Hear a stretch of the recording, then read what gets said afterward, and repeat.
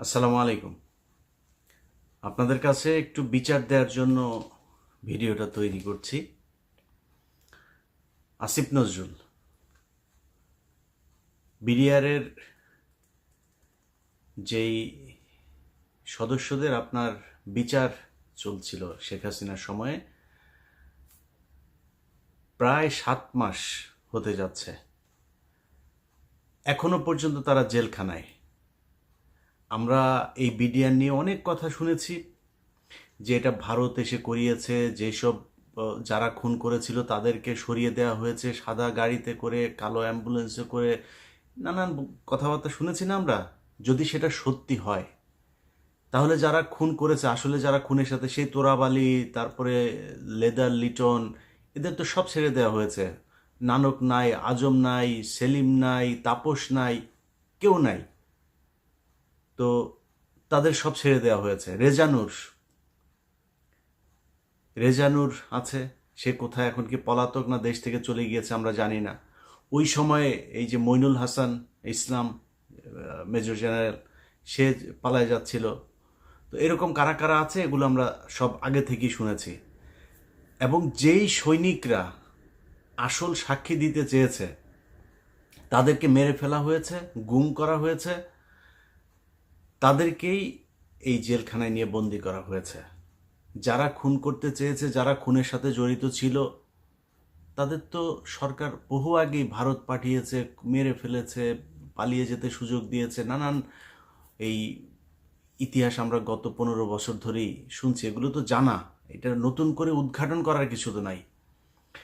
আসিফ নজরুল 7 মাসে এখন পর্যন্ত এই বিডিআরের যে নিরীহ জওয়ানগুলো, যারা সব সত্য কথা, সত্য সাক্ষী দিয়েছিল, তাদেরকে আসামি বানিয়ে শেখ হাসিনা জেলখানায় রেখেছে।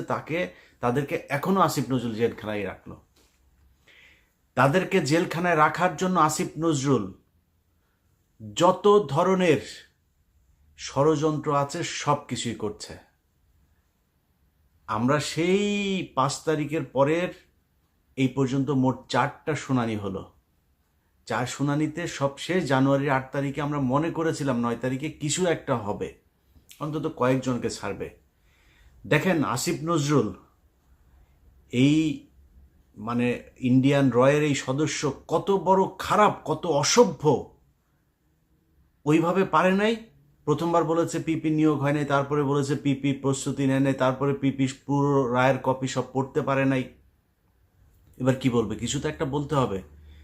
এখন ওই যে বক্সিগঞ্জের আপনার যেই কি আলিয়া মাদ্রাসা যেইটা, ওইটার মধ্যে নাটক টাটক সাজায়া, আবার তার মধ্যে আবার স্টুডেন্টদেরকেও এখানে নাটকের অংশ বানিয়েছে। কেউ যায় ঘর পুড়ে দিচ্ছে, কেউ করছে। আরে ভাই, আপনি ওইখানে করেন না বিচার, তাহলে কোথায় করবেন? আপনি জানেন না 9 তারিখে বিডিআর এর শুনানি আছে? জায়গাটা তো ঠিক করে রাখবেন, সেটা ঠিক করেন নাই কেন? একদিন আগে থেকে বিডিআর এর পরিবাররা দেশের বিভিন্ন জায়গা থেকে, গরিব মানুষ এখানে এই শহীদ মিনারে এসে শুয়েছিল, কেউ যাইতে পারে নাই।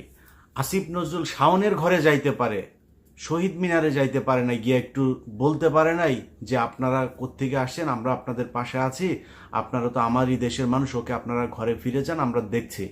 আসিফ নজরুল বলার সুযোগ পায় নাই। কুকুরের ছানারা সিনেমা দেখতে যাইতে পারে, এইখানে আসার একজন উপদেষ্টার সময় পায় নাই। এখন হাঙ্গামা যদি লাগাই দেই, এদের তো কষ্ট আছে, তাই না? এদের পরিবারের লোকজন, কেউ মারা গিয়েছে পঙ্গু হয়ে। বিডিআরের লোকজনের বর্ণনা শুনি, পা নাড়াতে পারে না, পঙ্গু হয়ে গিয়েছে, হাঁটতে পারে না। কন্ডেম সেলে যারা থাকে তাদের অবস্থা আরো ভয়ঙ্কর। তাইলে এখনো কারারক্ষী জেলখানার ভেতরে, এখনো পর্যন্ত আপনার এই আওয়ামী লীগের, ছাত্রলীগের এই নেত্রী তারা এখন পর্যন্ত বিভিন্ন গুরুত্বপূর্ণ দায়িত্বে আছে। তারা হাসপাতালে, এই কারাগারের ভেতরে নানান ধরনের এই দিয়ে আপনার কি বলে, আওয়ামী লীগের লোকজনকে সুবিধা দিয়ে, যারা শেখ হাসিনার সময় জেলখানায় গিয়েছে, এই কি বলে আইসিটি অ্যাক্টে যারা মামলাতে গিয়েছে, তাদের উপরে নির্যাতন চলছে, তাদেরকে নানান সুযোগ সুবিধা দেওয়া হচ্ছে না। আর আওয়ামী লীগে যারা যাচ্ছে তাদেরকে সব ধরনের বাসা থেকে খাবার টাবার সব কিছু চলছে। এইভাবে এখনো পর্যন্ত জেলখানা চলছে। তো এই মানুষগুলোর পরিবারের তো কষ্ট আছে, তাই না? এদের তো দেয়ালে পিঠ থেকে গিয়েছে। তাদের জন্য 9 তারিখে এই এইভাবে ধোকা দিল আসিফ নজরুল। তো 9 তারিখে আপনি আলিয়া মাদ্রাসার এখানে করবেন না, বকশীগঞ্জে করবেন না, কোথায় করবেন? কোনো একটা জায়গায় আপনি আগে থেকে সেটা ঠিক করে রাখা উচিত ছিল, করেন নাই। পরশু দিনের ঘটনা বলি আপনাদেরকে, বিডিআর হত্যাকাণ্ড নিয়ে একটা কমিশন তৈরি করা হয়েছে না? এই পর্যন্ত আরও একটা কমিশন আছে, কিন্তু গুম কমিশন। গুম কমিশনের যেসব চেয়ারম্যান তাকে হচ্ছে আপনার অ্যাপিলেট ডিভিশনের আপনার বিচারকের দেওয়া হয়েছে, পদমর্যাদা দেওয়া হয়েছে, আর সদস্যদেরকে হাইকোর্ট ডিভিশনের এই বিভাগের আপনার বিচারকের পদমর্যাদা দেওয়া হয়েছে। এখন পরশু দিনের মিটিংয়ে এই যে সদস্য যে কজন ছিল, সেখানে এই মেজর জেনারেল ফজলুর রহমান সাহেবও ছিলেন।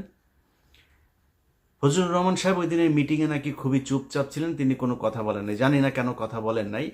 সদস্যরা সবাই দাবি করেছে তাদেরকে যেন ওই মর্যাদাটা দেয়া হয়। সেখানে বিশেষ করে স্বরাষ্ট্র সচিব, আরও কয়েকজন আমলা ছিল, তাদেরকে বলেছেন যে না, আপনাদের এত পদমর্যাদা লাগবে কেন, আপনারা কাজ শুরু করেন। পদমর্যাদা এই জন্যেই লাগবে, তারা চাইলেই একজনের বিরুদ্ধে সমন জারি করতে পারবে, তারা চাইলেই একজনকে জিজ্ঞাসাবাদ করতে, চাইলেই একজনকে আটক করার এই আদেশ দিতে পারবে, এই জন্য লাগবে। তাদের গাড়ি থাকবে, তাদের সিকিউরিটি থাকবে, তাদের সাথে গানম্যান থাকবে, এই জন্য তাদেরকে ওই পদমর্যাদা দিতে হবে। এটা দিতে চাচ্ছে না। আপনাদের নিশ্চয়ই মনে আছে, এই বিডিআর হত্যাকাণ্ড নিয়ে কমিশনই করতে চাচ্ছিল না।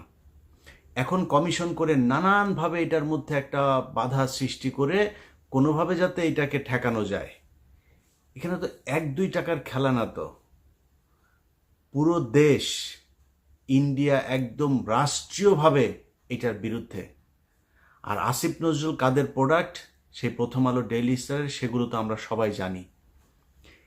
এগুলো এখন করা হচ্ছে নানানভাবে, বিডিআরের সাংবাদিক, বিভিন্ন মিডিয়ার মাধ্যমে এই বিডিআর হত্যাকাণ্ড নিয়ে একটা ধূম্রজাল তৈরি করার পায়তারা করা হচ্ছে। তো এইভাবে আসিফ নজরুল আপনি তো বাঁচাইতে পারবেন না। বিডিআরের হত্যাকাণ্ড নিয়ে যত অডিও রেকর্ড, যত কাগজপত্র, যত ফাইল যা যা আছে, কমিশনের কাছে যা নাই ওইটা আমার কাছে আছে। এখান থেকে বাঁচতে পারবেন না। তো আমি কাজ করছি, দিন রাত খাটছি বিডিআরের এই ফাইল নিয়ে। এক এক ফোন রেকর্ড, সেই 25 তারিখের, 26 তারিখের, 27 তারিখের এক এক ফোন রেকর্ড 1.5 ঘন্টা 2 ঘন্টা করে শুনছি, সারা দিন রাত এগুলো শুনছি, শুনে শুনে লিখছি। আমি তো ফাঁক ফোকর রাখবো না। এমন এক জিনিস বানায় দিব, এই কমিশন শুধু আমার এই অনুসন্ধান দেখা যদি নাকি রায় দিয়ে দেয়, এনাফ, আর কিছু লাগবে না। সো আসিফ নজরুল, আপনি যত টাকাই খান, যাই করেন, যেমনি চান, এটা বাঁচাইতে পারবেন না। আর যদি মনে করে থাকেন যা মনে চায় তাই করবেন, এই যে বাংলাদেশ ব্যাংকে রয়ের এক সদস্যকে আপনার বসানো হচ্ছে এখন,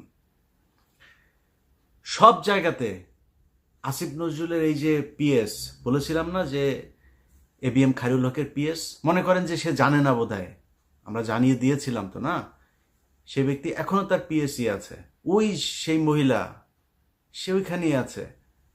সচিব, আইন মন্ত্রণালয়, মানে পুরো চালাচ্ছে হচ্ছে আওয়ামী লীগের লোকজন। যে কারণেই গাজীপুরের সবশেষ কনস্টেবলকে আপনার অবকাশকালীন এই আপনার বিচারক হয়েও সে আপনার করছে, কি বলে, এই মানে কনস্টেবলকে আপনার দিল, জামিন দিল। কেন জামিন দিল? কারণ ওই যে নিজের দলের লোক, দাদাদের দেশ থেকে ফোন করা হয়, এটা করো, এটা করে দাও, তার ওএসডি করা হয়েছে। কেন ওএসডি করতে হবে কেন? এখন আবার আইন দেখাইতে পারে যে না, জজ সাহেবরে চাইলেই এই করা যায় না, ওই করা যায় না। এত আইন দেখায় তো আপনারা ক্ষমতায় আসেন নাই, তাই না? আপনারা কেউ জিজ্ঞেস করে নাই তো। ওরে বিচার করলে, ওরে গ্রেপ্তার করলে কেউ আপনারা তো এসে জিজ্ঞেস করতো না যে ভাই এটা করলেন কেন, করেন নাই। যাই হোক, আসিফ নজরুল, প্রথম আলো, ডেইলি স্টার মিলে এই বিডিআর হত্যাকাণ্ড, এটাকে ধামাচাপা দেওয়ার চেষ্টা চালিয়ে যাচ্ছে এখন পর্যন্ত। বিডিআরের পরিবারগুলোকে নানাভাবে হুমকি দেওয়া হচ্ছে ডিজিএফআই, এনএসআই থেকে। তাদের কিছু কিছু ডিজিএফআই, এনএসআই কর্মকর্তার ফোন রেকর্ডও তাদের কাছে আছে। তো এগুলো করে করে এই বিচারটাকে বন্ধ করার জন্য পায়তারা করা হচ্ছে।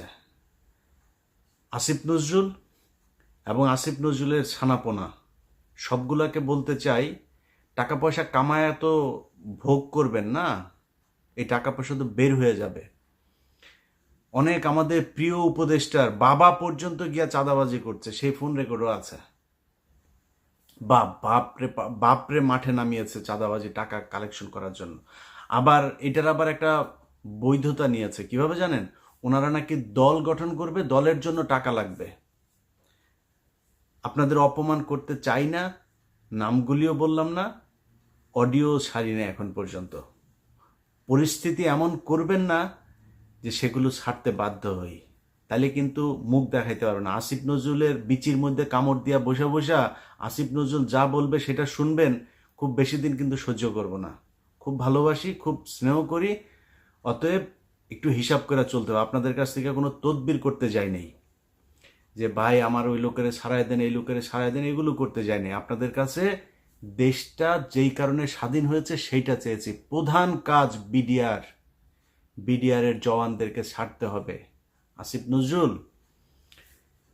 এই বিডিআরের পরিবারের সাথে যেই শয়তানি করেছেন না, বিডিআর পরিবারে যদি উস্কানি দেই না, আপনার গদি বাঁচাইতে পারবেন না।